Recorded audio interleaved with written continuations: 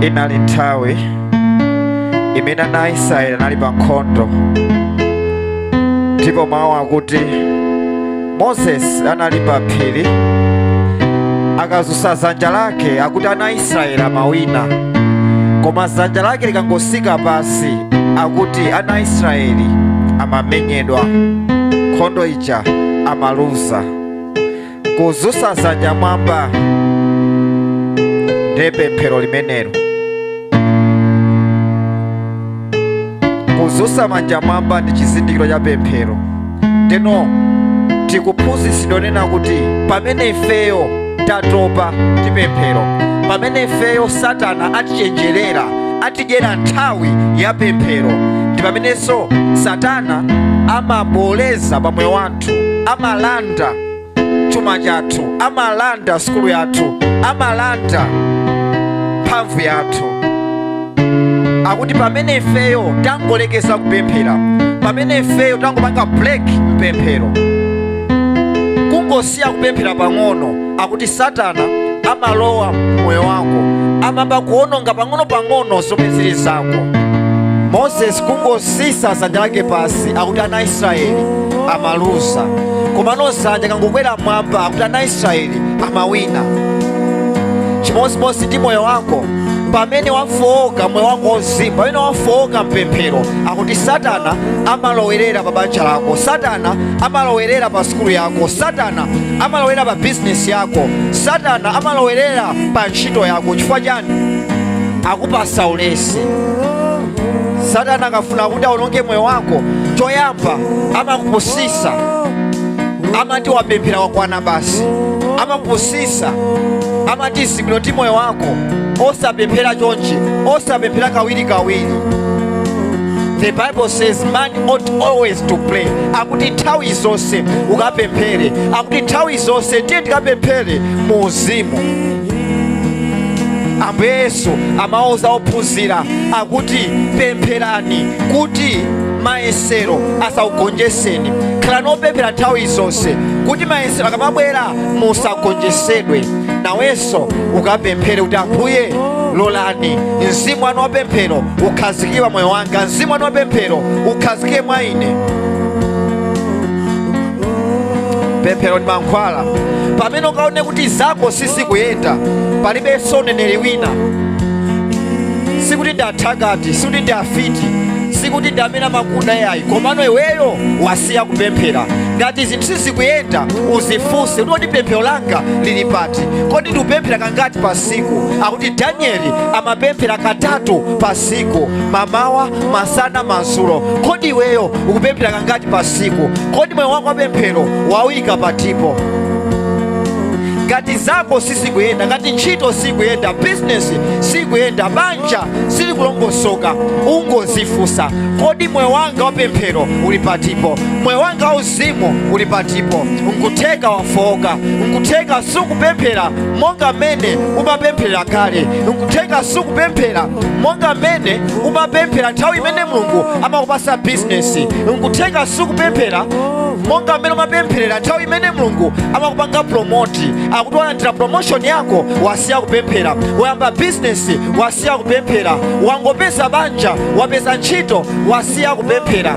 Akuti Moses dzanja lake likangogwa basi, likangosika, akuti ana Israeli amaluza. Kutanthauza kuti pemphero lako ndi mankhwala. Pamene kupemphera zako zimayenda, ukangosiya kupemphera ndiye kuti sikulu siyendanso, ukangosiya kupemphera ndiye kuti ntchito siyendanso. Ayi, mawu akuti tikapemphere osalekeza, tikapemphere mosalekeza.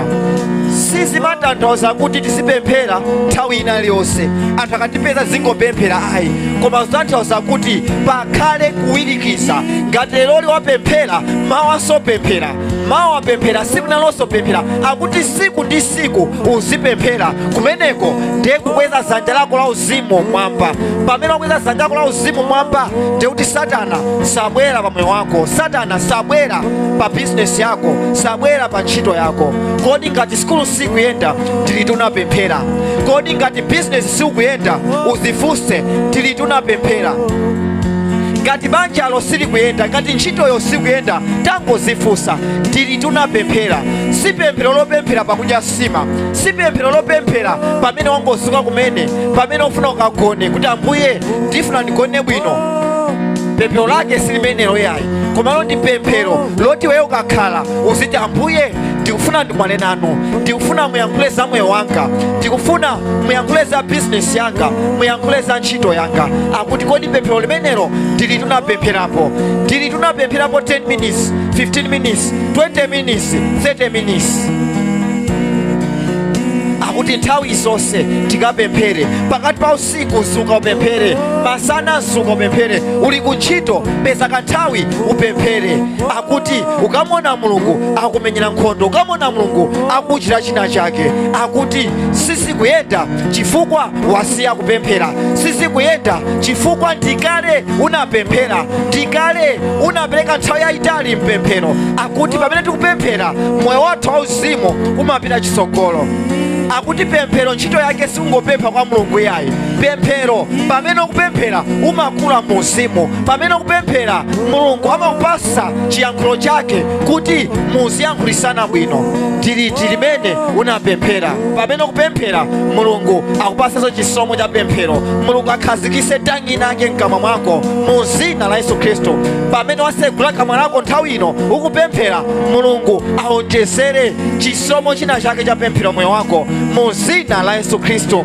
Landira chisomo cha pemphero. Akuti Elijah amapemphera kusintha nyengo, akuti mvula siigwa kwa zaka 7. Chifukwa chani? Akuti munthu mmodzi anangogwada pasi kupemphera ndipo mvula sinagwe kwa zaka 7. Akuti Mulungu kumva pemphero la mwana wake, kumva pemphero la mtumiki wa Mulungu chifukwa analokondedwa wake. Nawenso ukakondedwa ndi pemphero. Pemphero ndilimene likukankhire chifupi ndi Mulungu. Pamene ulipo kapemphere, ndipo pamene ukupempherapo mzimu wa pemphero ukhazike pa moyo wako mu zina la Yesu Khristu. Yeremiya 29 verse ya 13. Mulungu amayankhula akuti muzandifunafuna komano muzandipeza, pokhapokha mwandifunafuna ndi mtima wanu wonse. Akuti muzandifunafuna komano mukazakhala ndi mwayi wondipeza ineyo. Akuti muzandipeza pokhapokha mwandifunafuna ndi mtima wanu wonse. Kutanthauza kuti Mulungu sophweka kumpezayi. Ukhoza kubwera ku chalichi komano ndikutuluka osadani osakumana naye Mulungu. Sipo tidapita ku chalichi ndiyo tikakumana ndi Mulungu ayi. Sipo tidatenga baibulo ndiye kuti tikumana ndi Mulungu ayi. Olukapena tapita kwa abusa ndiye kuti tikakumana ndi Mulungu ayi. Akuti muzandifunafuna kutanthauza kuti pamene wewe wangotenga step yopita ku chalichi ndiye kuti wamba kufunafuna Mulungu. Kungotenga step yoti leroli ndiwerengeko mawu ndiye kuti pamenepo ukumfunafuna Mulungu. Kutenga step yoti panopa ndikakumane ndi abusa, akuti pamenepo wangotenga step yomusakasaka Mulungu. Komano the fact that you are searching for God does not mean you are going to find God. Akuti ndi zinthu zosiyana. Kutenga step yoti ineyo ndikusakasaka inuyo, ndikusakasaka zina lanu, sinde kuti wampeza Mulungu yayi. Akuti muzandifunafuna komano muzandipeza pokhapokha mwandifunafuna ndi mtima wanu wonse. Kodi chifukwa chani Mulungu anena kuti muzandipeza pokhapokha mwandifunafuna ndi mtima wanu wonse? Zikutanthauza kuti Mulungu samangopezeka malo ophweka ayi, kapena samangopezeka pena paliponse ayi. Inde timapita ku chalichi komano ukhoza kupita ku chalichi osakumana ndi Mulunguyo. koma Mulungu ali kutiko, ali komweko. Chifukwa chani?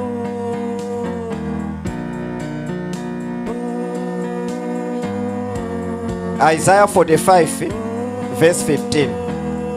Yesaya 45 verse 15. Mawu akuti ndithu inu muli ndi Mulungu. Akunena inuyo akhristu, akuti inuyo muli ndi Mulungu. Mulungu wake utiyo akuti Mulungu wa Abrahamu, wa Isaac ndi wa Yakobo. Akuti inuyo muli ndi Mulungu wa Israeli. Ndi Mulungu wa mtundu wanji? Akuti muli ndi Mulungu wobisika. Akuti Mulungu wanu ndi wobisika, siwoti ukhoza kungompeza pena paliponse ayi. Haleluya. Mulungu ali pena paliponse. Chifukwa chani? Akuti Mulungu ndi Mzimu. Tikawerenga Yohana chapter 4 verse 24, akuti Mulungu ndi Mzimu. Ndipo ti Mzimu uli pena paliponse, ndiye kuti Mulungu ali pena paliponse. Komano ukafuna kukumana ndi Mulungu simapeza na pena paliponse. Haleluya. Pali anthu ena mukhoza kumayenda nakumana, komano mukafuna kuti muyankhule zoti mumvane bwinobwino simungayankhulane pa njirayi. Umva nkhani imeneyi mundipeze ku nyumba, nkhani imeneyi mundipeze ku ntchito, nkhani imeneyi mundipeze malo akuti akuti. Ndiye kuti nkhani imeneyo simungakambirane pamene wewe wafikirapo, kapena pamene mwatani wampezera munthu uja. Ndiye chimodzimodzi ukafuna kukumana ndi Mulungu, ngakhale ali pena paliponse, koma kuti ukakumana nayo malo obisika. Tikazindikira kuti Mulungu amapezeka malo obisika, ndiye kuti tizamusakasaka ndi mtima wathu wonse. Sungamasakesake Mulungu mumawu wake, ukuwerenga mawu diso lina lili pa screen, ndiye kuti pamenepo sukumusaka Mulungu ndi mtima wako wonse. Inde Mulungu ali mawu, ali m'Baibulo lako lomwelo watani walikwiralo. Inde ali pa vesi lomwelo limene watani wakwiralo. Komano poti weyo wagawikana, wekha ufuna uwerenge mawu, wekha ukuchezaso ndi aneba, wekha maganizo ako ali mu zinthu zosiyanasiyana, akuti pamenepo sungapezane ndani ndi Mulungu. Uzawerenga mawu aja ngati newspaper, osapezapo mphamvu yomwe wina kuti ukatani ukapeze mawu. Akuti muzandifunafuna ndipo muzandipeza, mukazandifunafuna ndi mtima wanu wonse. Kodi Mulungu tikampeza kuti? Mawu akuti Mulungu wa Israeli akuti Mulungu wanu ali malo obisika. Kodi malo obisikawo ndi malo a mtundu wanji? Nanga tikakampeze bwanji malo obisikawo? Ngati sukuziwa masitepe amene ungatenge oti wakumane ndi Mulungu malo obisikawo, ndi chifukwa chake timapemphera komano satani osalandira yankho. Akuti kwa anthu amene amazindikira pamene Mulungu ali, amatha kungopemphera mwina 5 minutes nasekerera nasangalala chifukwa alandira. Koma enafe chifukwa chosazindikira pamene Mulungu ali, akuti timatha mtunda kuzungulira ukunduku chifukwa sitikuziwa pamene ali. Komano ukaphunzira ukazindikira umatha kungopemphera 10 minutes kenaka watani walandira kusangalala. Nthawi zina timapemphera nthawi yayitali, osati kuti tikufuna kuti tilandire chimene tikufunacho ayi. Timatha kumapemphera nthawi yayitali chifukwa tikufuna kuti tikule. Pemphero silongolandira chabe kwa Mulungu ayi, komano limapangisa kuti ifeyo tikakule mu Mzimu. Ndeno pali anthu ena anu mukapemphera ndi cholinga kuti mukatani mukakule, osati kuti mulandire kwa Mulungu ayi. Koma kwa iye amene amazindikira pamene pali Mulungu, amatha kungopemphera 15 minutes or 5 minutes, chimene amafuna chita Mulungu atani ampasa kale, chifukwa akuziwa kuti Atate anga ali malo awa, ndipo tikamapita tipena kuti tipite mu njira iyi. Ifeyo pali zinthu zina sitingapite kwa makolo athu nakapempha Atate mafuna mundigulire malaya, mundigulire ABCD pakati pa mwezi. Ukuziwa kuti business ikuvuta, sungapitire kodalayi. Komano umakhala ndi timing wekha kuti koma sopano apapa kukhanga kuti contract jadani yatheka, awina contract ija, ndalama ilipo. Ndeno madani umayesesa mama ukaja mwina upanga ABCD akhala mazi osamba ukasiya umapanga zinthu zoyenera kuti koma apapa ndikamanga ati adati chakuti atani antipasi akuti chimozimozi wadani kwa Mulungu. Sumangonyamuka nota ambuye ndimenyereni nkhondo ndimafuna ABCD, amaona kuti mwana uyu andipangira chani, ndi chani chimene mwana uyu akupanga choti chingandisangalatse. Akuti Mulungu ali malo obisika, muzandisakasaka ndipo muzandipeza mukazandifunafuna ndi mtima wanu wonse. Kodi tikumusaka bwanji Mulungu? Kodi Mulungu akupezeka kuti ndipo tikafikirapo bwanji? Tikawerenga ku 1 Samuel chapter 1 verse 22, Hana amayankhula apopo anali kuti alandira kale kwa ndani? Kwa Mulungu. Mulungu anamupromisa akuti mukangondipasa mwana ineyo, akuti mwana ameneyo ndizakupasani azakhala wanu. Ndi akuti Hana atakhala ndi mwana uja anauza mwamuna wake akuti mwana uyu akangosiya kuyamwa ndikumutenga ndikukamusiya kuti ndikukamusiya mu nyumba ya Mulungu, kumene kumatani, kumene kumapezeka iyeyo Mulungu mwini. Kutanthauza kuti Mulungu amapezeka kutiko, amapezeka mu nyumba yake, mu nyumba ya Mulungu, kapena mu chalichi, in the temple, in the tabernacle. Haleluya. Koma kodi mu tabernacle kapena mu chalichimo sikuti amangopezeka pena paliponse, akuti pali malo amene Mulunguyo amapezeka. Hebrews chapter 8 verse 1 mpaka 5. Pali chihema chomangidwa ndi munthu, ndino pali chihema chomangidwa ndi ndani? Ndi Mulungu. Ndi akuti Yesuyo ali mu chihema osati chomangidwa ndi munthu ayi, koma chomangidwa ndi ndani? Ndi Mulungu. Osati chihema chimene Mulungu anamtuma Moses kuti undimangire chihema pa dziko lapansi, chihema chimenecho chikhale motere. Koma kuti Mulunguyo Yesu Khristuyo akupezeka mu chihema chimene chinamangidwa ndi akumwamba, osati munthu wa pa dziko lapansi.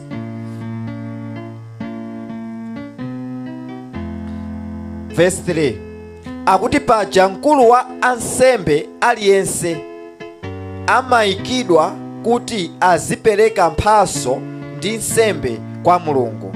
Motero nkofunika kuti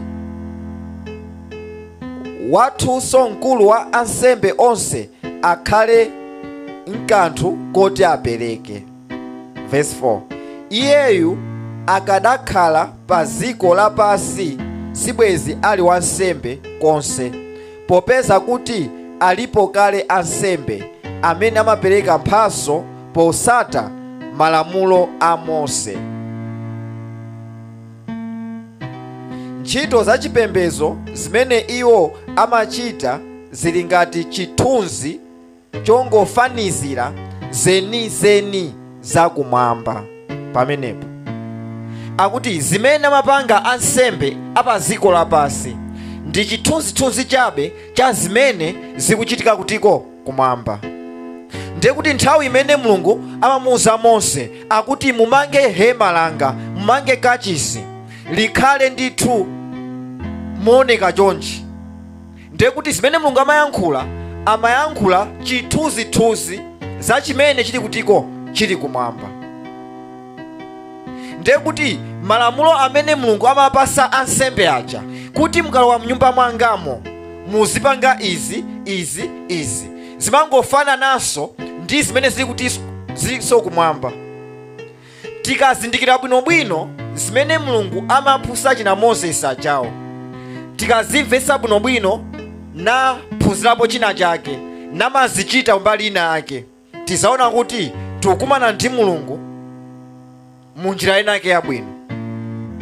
tikamawerenga mawu ku Exodus chapter 12 verse ya 22, Moses amauza ana a Israeli akuti Mulungu akufuna kupulumutseni akantha wina aliyense wa ana aku Egypt, akantha wina aliyense woyamba ku Egypt, kandi munthu kandi ng'ombe kandi chiweto kena kalikonse koyamba Mulungu afuna tani? Afuna akanthe. Komano inuyo poti ndinu mtundu wokondedwa kapena mtundu umene waphangano unalandira phangano kuti inuyo sizakutayani, akuti Mulungu akufuna kuti akupulumutseni ndi akuti pezani mwana wankhosa, akuti ameneyo muphe ndipo mwazi wake mupake pa zitseko za nyumba yanu. Ndeno ngelo uja kamabwera, ngelo wa imfa uja akuti akazaona mwazi uja pa zitseko za nyumba yanu azati awawa ndi ana anga, ndisapangepo china chilichonse, akuti azapitirira Passover. Anapha ndani? Anapha mwana wankhosa. Tikapita ku Yohani chapter 1, Yohana amayankhula akuti ataona Ambuye Yesu akubwera akuti here comes the Lamb of God, akuti uyo mwana wankhosa amene amatani? Amachotsa machimo a anthu. Kutanthauza akuti mwana wankhosa amene ana Israeli anapha kuti apulumutsidwe ndi mwazi wake anali ndani? Anali Ambuye Yesu. Unali uneneri pa nthawi imeneyo kuti kubwera siku ndi mwazi wa mwana wankhosa pa mtanda paja muzatani? Muzapulumutsidwa. Kutanthauza kuti zomwe ana Israeli amachita unali uneneri, ndipo uneneri umenewo unakwaniritsidwa nthawi ya ndani? Ya Yesu Khristu. Ndeno Ambuye Yesu akwaniritsa, sitizatha pomwepo yayi, akuti kwa ifeyo a Khristu tikuyenera kupanga chani? Tikuyenera kupanga chabe apply zimene tinatani? Zimene taphunzirapo kuti ana Israeli analandira uneneri, Ambuye Yesu akwaniritsa. Kwa ifeyo tingophunzirapo kuti kodi tiphunzirapo chani pa zimenezi, nangano ifeyo tipange chani. Komano ngati timawerenga Old Testament ndeno Yesu sitikumuona ndikuti tili ndi vuto. Akuti pamene tikuwerenga Old Testament chipangano chakale tikuyenera kumuona Yesu Khristu mmenemu. Nyumba yanga izioneka chonchi. Mulungu sudamangoyankhulayi, akuti amapereka chithunzithunzi cha mmene zakumwamba zililinso. Kodi chithunzithunzi chija amauza chani ansembe aja? Tikati tione nyumba imene Mulungu anamuza Mose kuti amange, akuti inali ndi ma compartment atatu. Poyamba malo ngati pa gate, ukangolowa akuti umafika amene amati the courtyard. Kenaka ukapitirira umafika in a holy place. Then ukapitiriraso pamakhala malo amene amakhala omaliza amati holy of the holies. Malo amenewo amati ndi wansembe yokha amene amatani? Amalowa malo amenewo, komano pachaka kamodzi.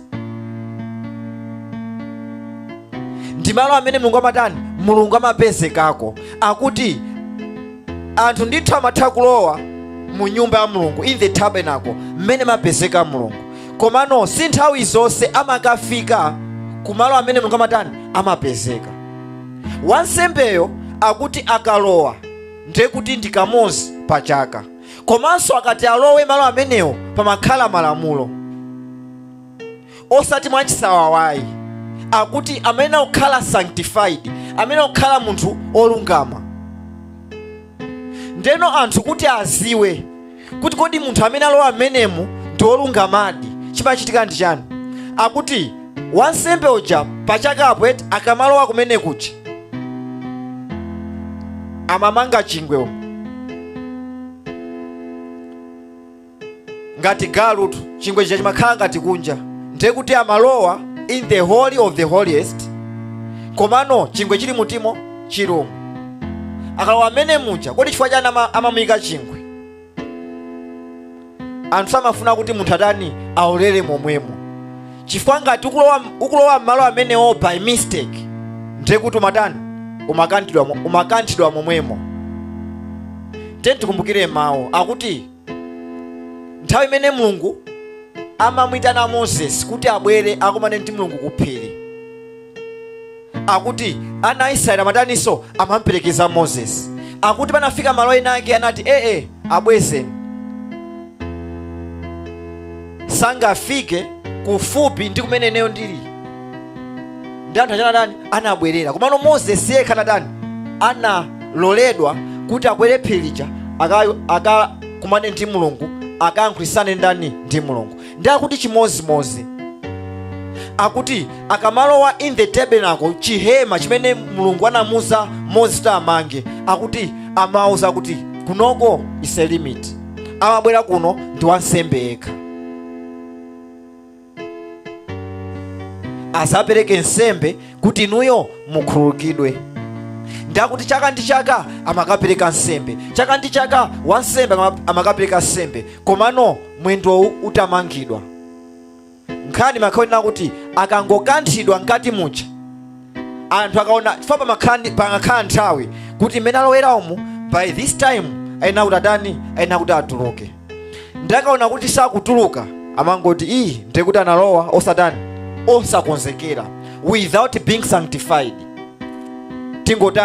Tingokoka chingwechi, ndamangokoka peza ndi munthu ndi wakufa basi. Ndichifukwa chake Mulungu aunena kuti muzandifunafuna ndipo muzandipeza, mukazandifunafuna ndi mtima wanu onse. Pamene mukumfunafuna Mulungu ndi mtima wanu onse, akuti mukampeza in that place, holy of the holiest. Komano mukamamusakasaka ndi mitima iwiri, mukamamusakasaka mupanga zina, mukamamusakasaka chimonso lili mwa inu, akuti simukampeza abwayi. Akuti azathu pamene akupita kwa Mulungu osakonzeka, akuti Mulungu amakantha, amangokokedwa. Kodi ifeyo tikumusaka bwanji Mulunguja? Kodi mbusayo kapena wansembeyo kuti akafike malo aja chimachitika ndi chani? Ndayina za malo atatu. Malo oyamba akuti is the courtyard, achiwiri is the holy place, achitatu holy of the holiest. Kodi ifeyo tilipatipo pa malo atatuwa? Ndizomwe zitizindikilise kuti ndichifukwa timapemphera komano sitimalandira. Chifukwa chani? Tili mwina sichilinso mkati mwa chihema muja, tili kunja. Mawu akuti malo oyamba is the courtyard. Courtyard ili bwanji? Akuti ukangolowa pa gate, pamene wangolowa ndiyo kuti umafikira pa courtyard. Akuti pamakhala pena pake pamakhala madzi, ayina kusamba, ayina kusukusula. Timoze kusamba ndi kusukusula kuja kumatanthauza kuti uzipange sanctify, uziyerese. Ndiye kuti tchimo lija ulisire pati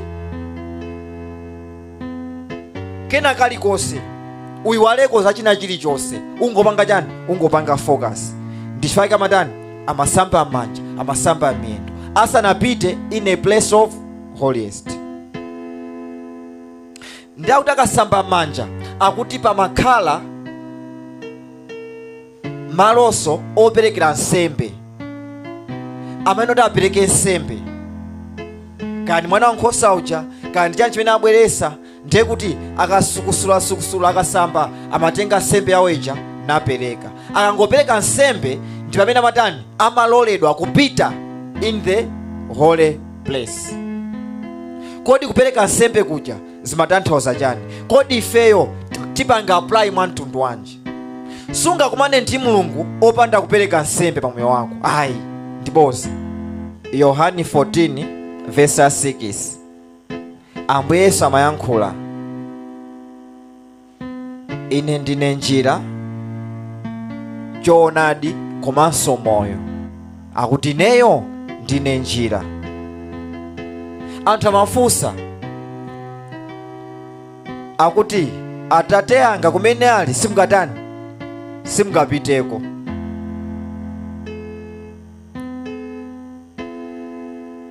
ineyo ndikhoza kupitako. Ndi anthu amafunsa kuti kodi ifeyo ndiye tingapiteko bwanji? Ndamawuza akuti ineyo ndechani? Nde njira. Atate ali kutiko? Ali kumwamba pa mpando wachifumu. Mpando wachifumu uli kutiko? Ndiye kuti kumwambaso kuli chaniso? Kuliso hema. Ndamawuza kodi mufuna kukakumana ndi Mulungu? Akuti ineyo ndine njira. I am the way, the truth and life. Ndiye kuti target yathu ndi chani? Ifeyo tikufuna moyo. Ngati ufuna kuti business iziyenda, ndiye kuti ukufuna moyo wa business yako. Ngati ufuna kuti ntchito iziyenda, ukufuna moyo wa ntchito yako. Ngati ufuna kuti banja liziyenda, ukufuna moyo wa banja lako. Ngati ufuna kuti ana ako aziwa chisogolo, ndiye kuti ukufuna moyo wa ndani? Wa ana ako. Ndi Ambuye Yesu akuti I am the way, the truth and the life. Chifukwa chani sanayambire kuti I am the life, the truth and the way? Nthawi zonse tikamawerenga mawu tizizifunsa bwinobwino kodi chifukwa chani alemba chonchi osati akuti I am the way, the truth and the life? Kutanthauza kuti chakumapetopeto ndiye moyo umene ukufuna iweyo, komano sungapeze moyo opanda chilungamo, the truth. Sungapezenso chilungamo opanda the way, amene ali ndani? Ali Yesu Khristu. Akuti ineyo ndine zonse, the way, the truth and the life. Ndiye kuti pamene weyo ufuna kuti wakumane ndani? Ndi Mulungu amene ali mu chihema kuseri kwenikweni. Akuti choyamba ufunika chani? Ufunika njira, the way, who is Jesus. Akuti Ambuye Yesu akulowese mu chihemamo. Tikamati imvani mawu, khulupirirani. Akuti pamene wamva mawu na khulupirira, ndiye kuti chimene wapanga ndi chani? Wangolowa mu hema muja. Basi sitiwakumana ndi Mulungu ayi. Ndiye kuti wangokwanisapo step imodzi, kungolowa mu hema. Chifukwa chani? Wamva mawu ndipo mawu aja wakhulupirira. Komano sikuti wakumana ndi Ambuye Yesu ayi, sikuti wakumana ndi Mulungu iyayi, komano wangolola iye mwini njira kuti akulowese mu nyumba imene mumapezeka ndani? Mumapezeka Mulungu. Chimozimozi ufuna kupita kwa mfumu,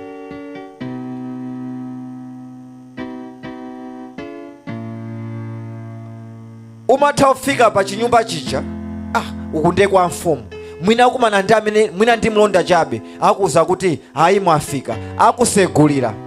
Ukhoza kulowa nakupasa mpando, kukhala pa mpando paja sitiwakumana ndi amfumu ajayi, mpaka na kumene amfumu aja akhalaja atani abwere olo akulowese mpaka ukatani ukafike pa mpando wawo wachani? Wachifumu. Koma alipo ambiri amatha kulowa nabwerera patipo nabwerera pompacha, osakumana ndi ndani? Osakumana ndi mfumu. Ndiye kuti unakonderedwa kungolowa mchihema mujamo, komano matulukaso osatani? Osakumana ndi mfumu, osakumana ndi Mulungu. Ndiye kuti njira yoyamba ngati ufuna kuti ukapemphere, ndipo ukapemphera ukayankhidwe kapena ukalandire chimene weyo kufuna, akuti ukalowe mu nyumba ya mfumu. Ukalowa bwanji? Ambuye Yesu akuti I am the way, the truth and the life. Ndiye kuti choyamba ukangova mawu aja nakhulupirira namba kuchita mawu a Mulungu, akuti ndiye kuti weyo walowa mu nyumba ya Mulungu, koma sunakumane naye. Ukalowa mnyumba mmene mujamo uwena upanga chani? Akuti ukena kuti nthawi zonse uziziyeresa, nthawi zonse uziziyeresa pamene kupemphera. Chifukwa mawu akuti khala nopemphera kuti mupewe kapena musagonjesedwe ndi mayesero aja. Ndiye kuti pamene iweyo ukumapemphera kawiri siku ndi siku, ndiye kuti ukupangisa kuti moyo wako ukhale wa mtundu wanji? Moyo wako ukhale oyeresedwa nthawi zonse. Ndizijamapanga chani? Ansembe aja akuti poti alowa mu nyumba muja akuziwa sindingakumane ndi mfumu opanda chani? Ndisambe manja, ndisambise miyendo. nawenso chimozimozi. Akuti ukapezeka malo amapemphero, ukapezeka pamalo poti koma ineyo moyo wanga ndapa kuchita mawu, pamoyo wanga ndithu ndikupemphera, ndithu ndikuchita mawu, ndikuwerenga mawu, akuti uzipemphera. Pamene kupemphera, pemphero lija limakuyeresa, limakupangisa kuti mayesero akamabwera iweyo uthe kuwagonjesa. Akuti amene agonjesa mayesero aja ndi pamene amatenga step ina sopano, akuti uwena kupereka nsembe. Kodi ndi nsembe ya mtundu wanji yomwe timapereka usanakakumane ndi Mulungu, usanakakumane ndi mfumu? Akuti ndi pamene iweyo ukumasalako chakudya, ndi pamene iweyo ndalama ukayipeza umaperekako kutchalichi kuti Ambuye zomwe mwandipasazi ndikuperekanso kwa ndani? Kwa inuyo. Akuti pali ndalama ina yoti ikhoza kukudyesa wiki yonse, ikhoza kukudyesa ndithu siku lonse bwinobwino, komano umatenga ndalama ija nakapereka kwa ndani? Kwa Mulungu. Akuti meneja ndi nsembe. Akuti nsembe imene ifeyo akhristu tikuyenera kupereka panopa, akuti si nsembe imene azathu anapereka nthawi imeneyo ayi. Akuti nthawi imeneyo amapereka nsembe imene chali chithunzithunzi za zimene zikubwera. Amapereka mwana wankhosa amene amayimira ndani? Ambuye Yesu. Ndipo ti Ambuye Yesu anabwera kale, anakwanilisa uneneri uja. Akuti sikoyeneranso kuperekanso mwana wankhosa, koma tizindikire, kodi ifeyo tikuyenera kupereka chani? Kodi ifeyo tikuyenera kuti sacrifice yathu ikakhale ya mtundu wanji? Tikamawerenga Romans chapter 12 verse 1, Paulo amayankhula akuti lolani mathupi anu kuti akhale nsembe ya moyo, osati nsembe imene amapereka ana a Israeli, koma kuti lolani mathupi anu kuti akhale nsembe. Pamene mukusalako chakudya, ndiye kuti mutenga step yoti muchoke in the courtyard mupite in the holy place. Sungapite malo oyeresedwa pamene weyo ukadali kuthupi. Ukadali kuthupi ngati nthawi ya 12 koloko umafuna kuti udye, nthawi ya mazulo ufuna udye, mamawa ufuna udye, ndiye kuti ukadali kuthupi. Ndichifukwa chake matani umamva njala. Koma iwo amene ali ku uzimu akuti amamva njala ya mzimu mkati mwawo. Akuti amenewo samafuna kudya chakudya chimene timadya ifeyo nthawi zonse ayi. Amati nthawi pamene anzanga akudya, ineyo ndiwerenge mawu. Pamene anzanga akumati ineyo ndipite ndikapemphere, akuti pamenepo kupereka nsembe. Ndipo kupereka nsembe kuja kukuchosa malo amene uliwo in the courtyard, akupitisa in the holy place. Koma malo amenewo akuti sizokwanira yayi. Akuti in the holy place ndi malo amene uyenera kudya mawu, uyenera kuwerenga mawu, uyenera kuti uzindikire. Akuti pamene ukuzindikira, Mulungu amatani amakuchosa nakafika malo amene kuli yeyo. Akuti ndikuzindikira kumene kumakupitisa malo amene muli Mulungu. Ukangozindikira, akuti umachoka pa step ina umapita pa step inayo. Kodi mawu akuti chani? Akuti linali nthawi imene Ambuye Yesu amamufunsa ndani? Amamufunsa Simon Peter, amamufunsa ophunzira onse. Akuti kodi anthu amati neyo ndine ndani? Ndi ophunzira aja anamba kuyankha mozimozi. Akuti ena amati ndinu Eliya, ena amati ndinu Yohani, ena amati ndinu uja. Ndiye Ambuye Yesu akuti okay, ena amati kodi inuyo mukuti neyo ndine ndani?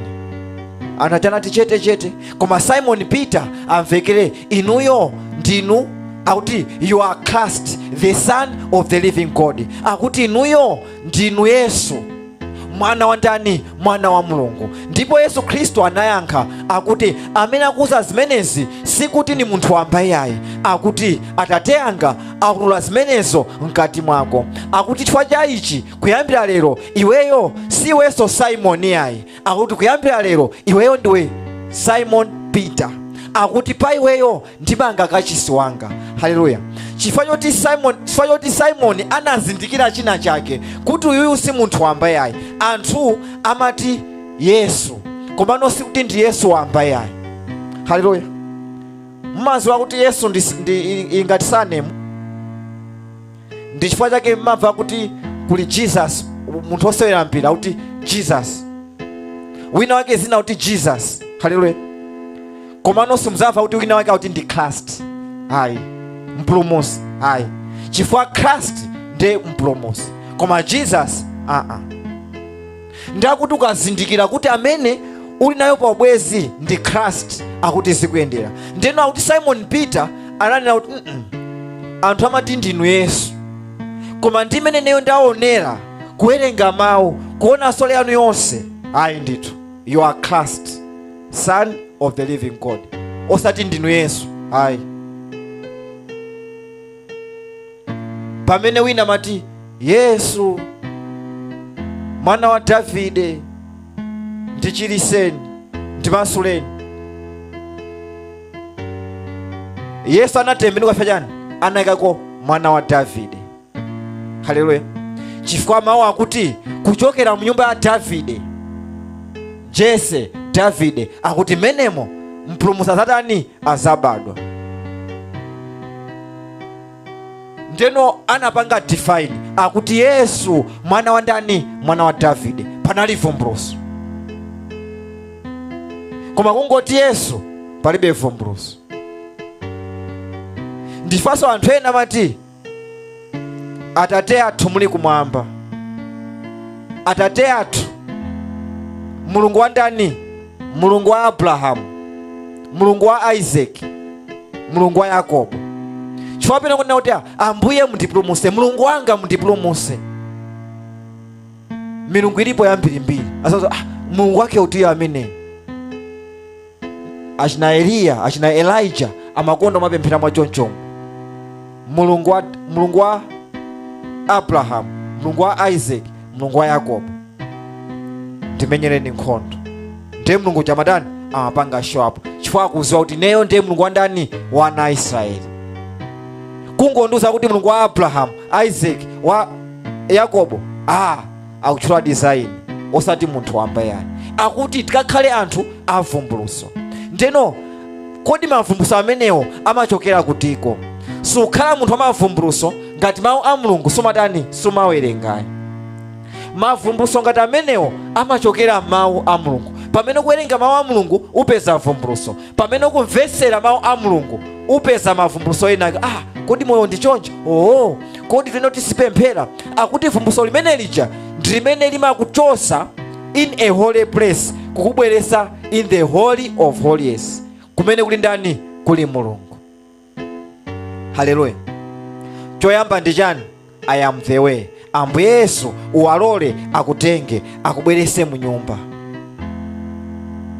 Akubweretsa bwanji? Akuti pamene weyo wamva mawu wayamba kuchita mawu, ndiye kuti Ambuye Yesu akubweretsa mu nyumba. Akuti usasire pomwepo yayi. Ukhoza ungopezeka mu nyumba, koma ngati Ambuye Yesu Mulunguyo ali kuchipinda simukumana naye.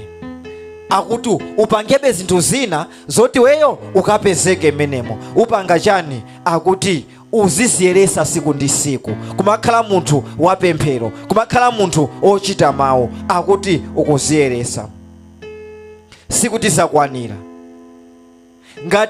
Ngati weyo ulibe moyo opereka nsembe pa moyo wako, kumasako chakudya, kumaperekako zimene uli nazo, I tell you suzapita step ina, uzingopezeka malo amodzi okha. Haleluya. Ndi chifukwa chake Ambuye Yesu amati mtundu uwu inde weyo kusowa ntchito, koma kusowa ntchitoko sungapite sidya linalo. Chifukwa chani?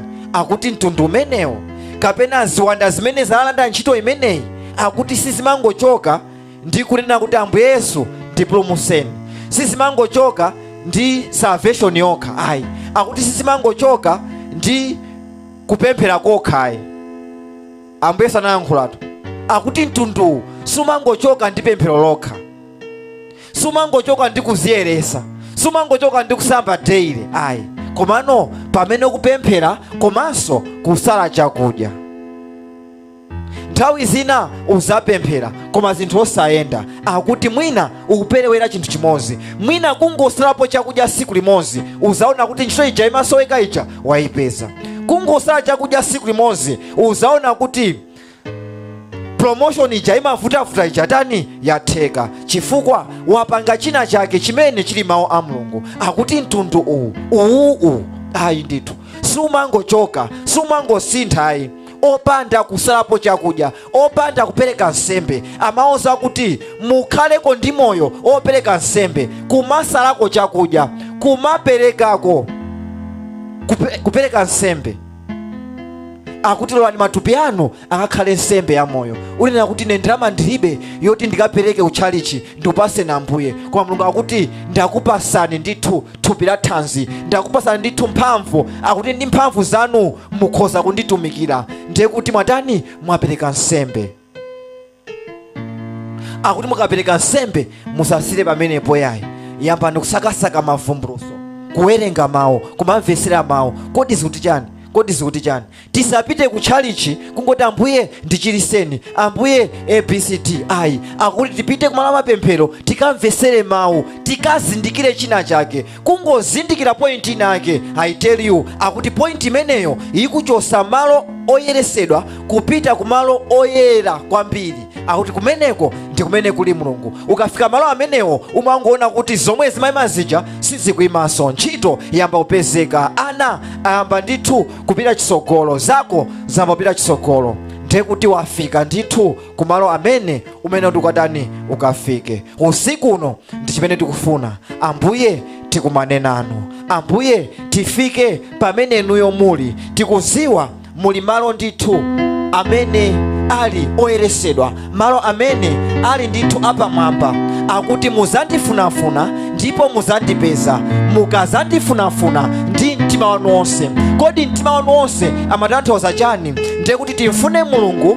Akuti pamene tagwira ndithu the way Ambuye Yesu Khristu, timsakesake Mulungu pamene tikupemphera, timsakesake Mulungu pamene tikumatako moyo wathu, kumapereka kapena kupereka thupi lathu kusalako chakudya. Timsakesake Mulungu ndi chilungamo pamene tikuwerenga mawu namapeza mavumbuluso mawu ake.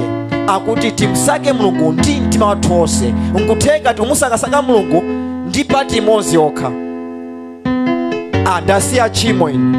Akuti kungosiya tchimo sikuti ukakumana ndi Mulungu ayi. Akuti upangenso njira inayi. Akuti Mulungu afuna iweyo usanduke mzimu. Akuti Mulungu ndi mzimu, ndipo ompembeza Mulungu akampembezenso mdaniso mu mzimu komanso mchoonadi. Tisakhale thupi feyo, akuti tikakhale mu mzimu. Haleluya. Akuti Mulungu ndi mzimu, ndipo mpembeza iyeyo akakhalenso mu mzimu osati kuthupi. Kodi timasanduka bwanji kuchoka kuthupi kubwera ku mzimu? Akuti pamene iweyo kupemphera uzisandusa kuchoka ku mzimu, kuchoka kuthupi kubwera ku mzimu. Kupemphera nthawi yayitali chimene timafuna kuti tisanduke, tichoke kuthupi tibwere ku mzimu, chifukwa Mulungu ndi mzimu. Kumasala chakudya kuja timasala chakudya kuti thupi life. Akuti pamene ukusala chakudya ndiye kuti thupi lija limayamba kudandaula, mzimu umayamba kusangalala. Ndino pamene ukusala chakudya nthawi yayitali thupi lako limayamba kutayika, mzimu umayamba kupita mwamba. Ndiye ngati mzimu wamba kupeza mphamvu, ndiye kuti ndi mzimu uja ukakumane ndi Mulungu. Sungakumane ndi Mulungu ndi thupi lakolo ayi. Ambiri tulephera kulandira chifukwa kusala sitimaziwanso kuti kusala ndi chani. Sungakumane ndi Mulungu ngati weyo sumasalako. Akuti kusala sikungosala chakudya yayi, ukhoza kusala machitidwe ako a zinthu. Pamene weyo wasiya mwina kwa leroli sindionerapo screen komano ndisingowerenga Bible, kumene kuja ndikusala. Koma kuona kuti ine ndisala chakudya sukudya, komano nthawi yonse yambira mama mpaka na madzulo umangonena mafilimu, umangocheza ndi anzako, kumene kuja sikusala. Ukhoza kumadya komano zinthu zinazi osapanga nawo, zochezachezazi ayi. Screen kaya WhatsApp kuzika kayoko, leroli ndofuna kuti ndikumane ndi Mulungu. Akuti kumeneko ndiye kusala kwenikweni. Nthawi yocheza ija Mulungu akuyifuna, nthawi imene umaonera screen ija Mulungu akuyifuna, nthawi imene umakhala pa WhatsApp ija Mulungu akuyifuna. Akuti perekani matupi anu ngati nsembe ya moyo, zikatere mukapezeka malo amene Ambuye Yesu akupezeka, Mulungu akupezeka. Usiku uno tifuna kuti tikakumane ndi Mulungu. Tikumana nayo bwanji? Akuti tili mu courtyard, chimene chikufunika akuti tiziyerese ndi pemphero, tiziyerese ndi pemphero, tipemphere. Azathu akugona, ifeyo tikupemphera, akuti imeneyo ndi nsembe. Upha mbalame ziwiri ndi mwala umodzi, pemphero lokhali. Pamene ukupemphera usiku uno ndiye kuti ukupereka nsembe cha namba 1. Chifukwa chani? Anzako ena panopa akugona, koma iweyo ukupemphera, imeneyo ndi nsembe. Pamene ukupemphera ukuziyeresa. Ambuye Yesu akuti zinthu zina zimafuna chani? Akuti zimafuna pemphero komanso kupereka nsembe. Usiku uno pemphero lako ndimene upemphere pano, komanso nsembe yako ndimene utaniso, ndimene upereke usiku uno. Uzipemphera pamene anzako akunena filimu, uzipemphera pamene anzako akugona, akuti imeneyo ndi nsembe. Ndipo nsembe imeneyi ndi pemphero limeneli usiku uno zikubwerese malo amene Mulungu akupezeka. Ukafika malo amene Mulungu akupezeka, umangoyamba kulandira, umangoyamba kulandira. Ndikufuna ndikusimikizire, kodi ndi chani chimene wakhala kusakasaka? Ndi chani chimene wakhala kufuna? Ukangopezeka malo ano, nthawi imene Mulungu afikire nacheza nawe, ndikufuna ndikusimikizire, ntchito ija mawa ukayipeza, business ija mawa ukayipeza, banja labwino lija ukulipeza iweyo. Chifukwa chani?